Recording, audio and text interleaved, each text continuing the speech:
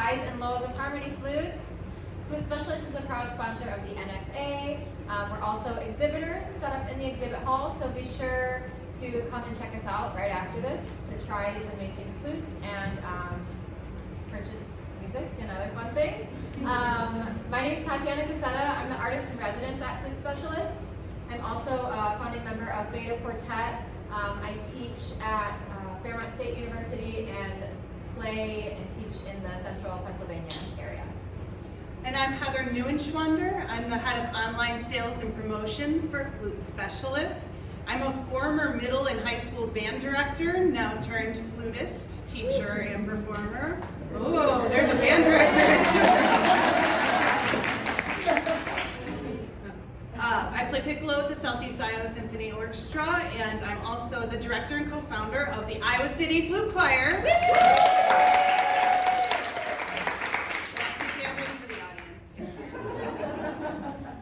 So this showcase idea came about in 2021 at the virtual NFA convention, where we first showcased these harmony flutes as a duo. And the three combinations that we'll be playing for you today are bass and alto flute, E flat and B flat flute, and then Piccolo and G treble. So at the time we wanted to showcase these instruments because they're not, some of them are not as well known, and we wanted to bring them to the spotlight. And the pieces that we played last year were already in existence. So this year, preparing to be in person, I get to play for you in person. We wanted to commission brand new works for these instruments because we believe there should be more music available for them. So we are premiering 3 brand new works the first time that they will be heard. The pandemic has been a difficult time for composers as well as performers, so we are very happy to be able to support composers in creating brand new music. So the first set of flutes that we are going to showcase is the alto flute and the bass flute. They're the more commonly known harmony flutes. So today I am playing on a Trevor James alto flute.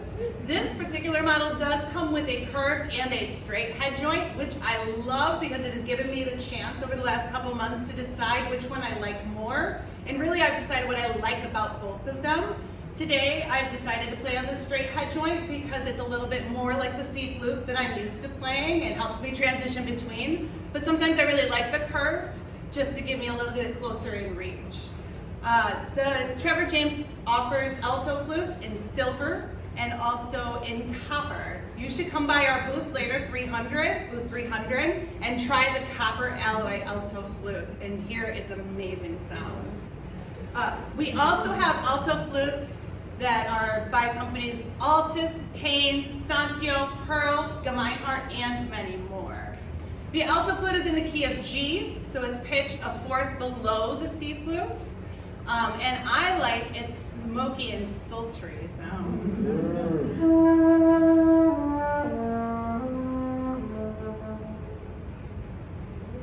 smoky.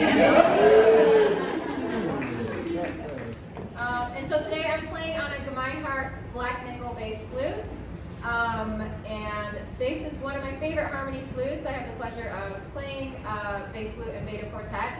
It sounds a whole octave lower than the C flute, so this is the extra octave that you get.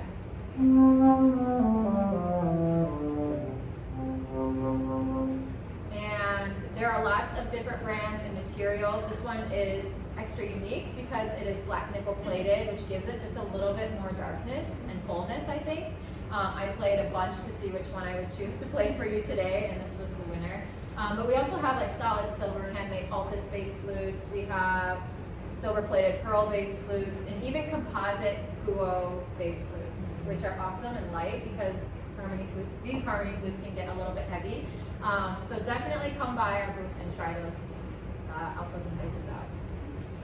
The first duet that we will premiere today is by a wonderful composer, flutist, and friend Zachery Meier, who's in attendance here today.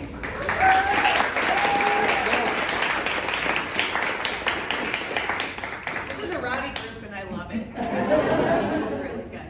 Zachery and I met a few years ago when he was doing his DMA in composition at the University of Iowa, and I got to know him and his music, and I'm a very big fan. So I'm very happy that we were able to commission him for this work. I find his writing to be so intellectually sophisticated and meaningful and still being very enjoyable to play. Every time I play this piece, I find something else that I find to be incredibly clever. We are going to now premiere Through and Between for alto and bass flute by Zachery Meier.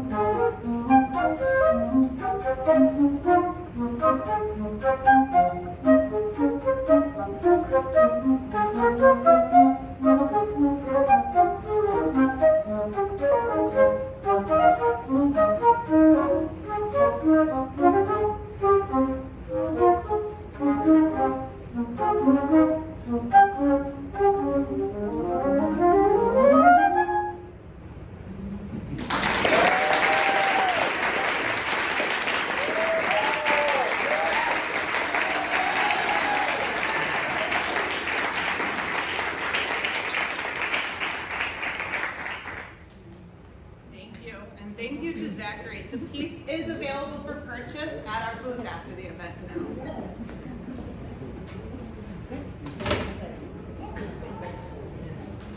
Now, we're going to switch up flutes, and this might be one of the more unusual pairings. I have here the B-flat flute. And the E-flat flute. Really, I'm loving the energy, please. So, this is often known as the Flute d'Amour. I have this one by Altus, but I also... Wait a minute, this isn't by Altus. Where is this one? This one's by Altus. This one's by Bertram. Yes, I have two of them with me today because I wanted to show you a couple different things, and I'll put it there so I don't lose it. Well, I'm backwards again. She's correcting me. All right, very good. This is what I'm going to play on. It's in the key of B flat, making it a major second below the C flute. It plays in the same key as clarinet or trumpet. I think it's a great option for doublers to be able to play on those and not have to transpose if you're like me and you don't like to transpose. I think it's great for playing duets with your clarinet friends, or personally, I have really enjoyed getting to play duets with my 11-year-old son on his trumpet. Thank you.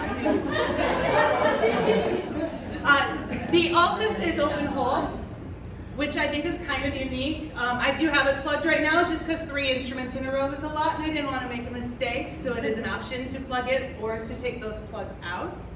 And I wanted to show you this interesting feature about the Bertram. This is made by a good friend of our store, Brian Bertram, and he made this to go all the way down to a low B flat. Yeah, so you can see the foot joint has all the extra keys.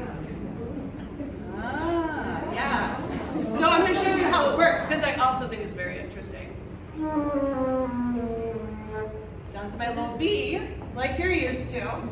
But if I use the gizmo key that you're used to using for like your high C, if I use that, that's how I get down to the low B flat. So I can roll down and then to that. I can't do it while showing you, so now I'm good.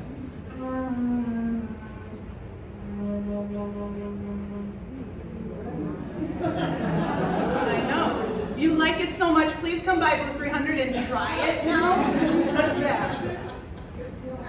Absolutely, I'll have it downstairs. We'll have all of these downstairs, yes. Absolutely. Please do come visit us and try them.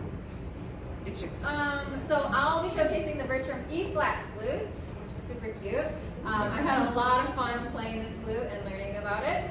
We exclusively carry the Bertram flutes, the E-flat and B-flat flutes, and he offers a wide array of different metals. You can get it all silver plated, you can get it all sterling silver, you can get, you know, the B-flat foot joint or just the C foot joint. And so the E-flat flute was exclusively, no, the E-flat flute was used by military bands early on. And the earliest example of an E-flat flute in an orchestral setting is in Berlioz's Grand Funeral and Triumphal Symphony, written around 1840, where he called for 5 of these flutes and no C flutes. Yeah, exciting. So the next piece that we are playing is called Zips Blues for Two by Gregory Wanamaker. I mentioned before we did this program last year virtually, and we didn't, these are all new commissions, these are all new works that Flute Specialist commissioned, but last year we had to find pieces that already existed, and surprise, surprise, there's nothing that exists for B-flat and E-flat flute. So composers out there, please, we need some more, pieces. But because of like the time crunch, we decided to find something for B-flat clarinet and E-flat alto saxophone, and then we came across Gregory Wanamaker, and we played his famous duo sonata, and he was very skeptical about letting us play it on flutes, but he ended up loving it. It's on his YouTube channel and on his website as well, so you can check that out. That was really fun to play. So as for our premiere today, Zips Blues for Two, it's named after the composer's chipmunk friend Zippy, who has been keeping him company during the pandemic on his porch. And the mood and energy reflects the chipmunk, whether she is running around gathering food or sitting on his lap playing the harmonica. And if you want to see Zippy, we posted a little video of him on our YouTube and Facebook and Instagram. She's very cute. It's a short, flashy piece modeled after traditional blues harmonies and structures, and it makes use of the entire range of both instruments in a both lyrical and energetically driving section. So again, please enjoy the premiere of Zips Blues for Two by Gregory Wanamaker.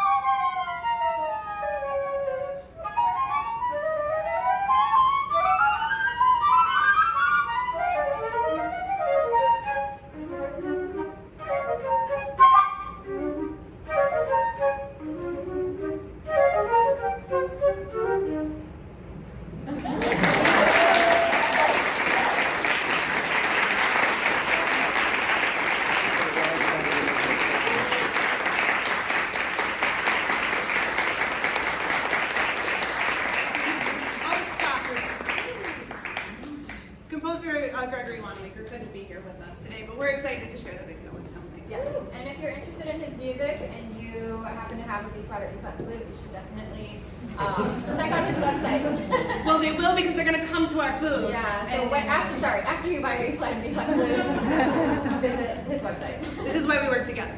Yes. So yeah, thank you all so much. The last instruments we'll be showcasing are the very well-known Piccolo. And the lesser-known G treble flutes. Thank you. That's what I wanted you to do. You're so great. I'll be playing Piccolo today. It's a very fun instrument for everyone. And my first time playing Piccolo was in middle school marching band. There are so many fabulous Piccolos out there, including ones that are weather resistant.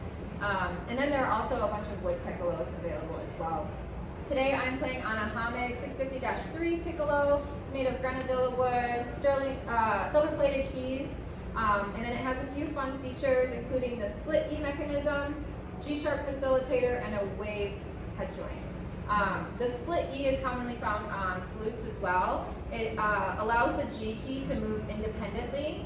So when you finger a high E, which is like one of the scariest notes, it allows for it to play easier, more in tune, less likely to crack.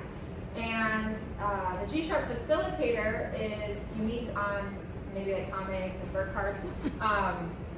Another not so fun note is the high G-sharp. So what it does is when you play G-sharp, it bends this key. It bends the thumb key actually as you're holding this key down. So you're able to play a high G-sharp also without cracking. And then the wave embouchure is probably like a 50-50 across flutists. Some people love it, some people hate it. I personally love it. I think Heather hates it. I prefer standard embouchure. Yeah. Sorry, hate is a strong word. Yeah, so if you don't know what you like, just come by our booth. We have lots of different options available. Yeah. This is the G treble flute. It is the lesser known between the two. This one is a glow new voice treble flute. It is a wonderful choice for musicians looking to enhance tonal quality. I see you're taking pictures, so I'll hold it up. Lower instrument weight and connect more to their music through increased musical feedback. The material provides a unique connection to the vibrations created while playing this instrument. Originally, Mr. Guo created this flute to help young flute players learn faster and make a transition to, for say, bass flute a little bit easier. This has two pieces. There is the body and the head joint, and it does play all the way down to a low C. Whoa. Robert worked on it this morning. He's a very good repair technician, and this is really nice right now. You can buy this after. It does have a wave head joint. That is what comes with it, like Tatiana was talking about. And it is very durable and great for outdoor playing since everything on this instrument is synthetic. Our last world premiere today is by composer Carmen Marulanda. I actually first met Carmen at the National Flute Association convention a few years ago when we were working together in the exhibit hall. And we were waiting to go into a concert together, and we started discussing her music. And she encouraged me to come check it out. And of course, I loved it. My flute choir has played some of her pieces, and I'm very excited that we were able to commission her to write this next piece, which is called Piccs on the Piccs. Being a Colombian composer, she wanted to write in the style of her native country. And so this starts as a milonga. It's a very upbeat tempo, and then it will transition in the middle to a cumbia section, which sounds very much like people coming together and gathering together, a great thing for our return to this NFA convention. And then it will go back to that original milonga for a nice, exciting finish. Now, it was written for the G treble and piccolo, and yes, it is available for purchase. It also contains an insert for this part transposed to piccolo, so you could play it for two piccolos as well. We're excited to play our last world premiere for you today, Piccs on the Piccs by Carmen Marulanda.